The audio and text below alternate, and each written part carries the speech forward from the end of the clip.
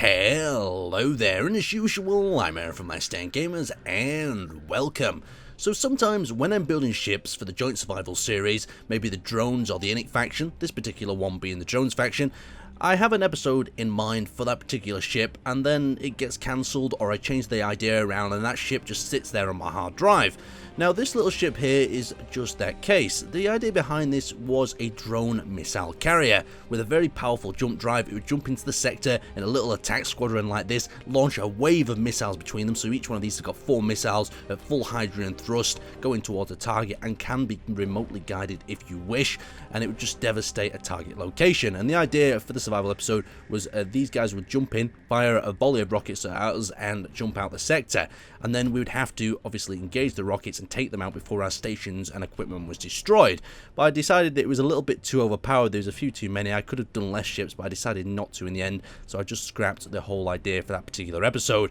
And this is what I ended up with, this little nice torpedo cruiser that just didn't have anything else to do. So you can see down here at the side, we've got a very nice curved pattern design that I wanted to keep in the sort of style of the drone ships that I've done in the past, with all the curves, the pinks and the purple combo, giving off that particular faction's identity. Something that a lot of people don't do when they're building ships for a particular faction is keep to one particular styling, and I just really like it when all the ships of one faction have a particular style, say for instance like in the Halo series, where everything's got that particular style for both the factions. So just behind us over here, we have a ship that I call the Fox. Now the Fox is a sort of fitted version of the drone ship itself. I imagine that some people had captured one, they refitted it with equipment, they realized how good and powerful the engines were at the back of the ship and how useful they were at getting this ship out of trouble when it got into it extremely fast.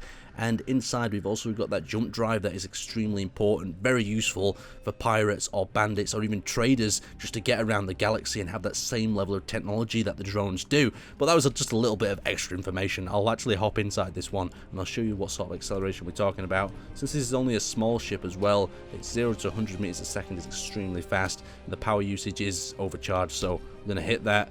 And we'll look at the acceleration. There we go, we're already at 100 meters a second, and I've only held that down for a few seconds indeed. Slowing down is a little bit slower. The slowing down thrusters are only small ones, and they're actually mounted inside.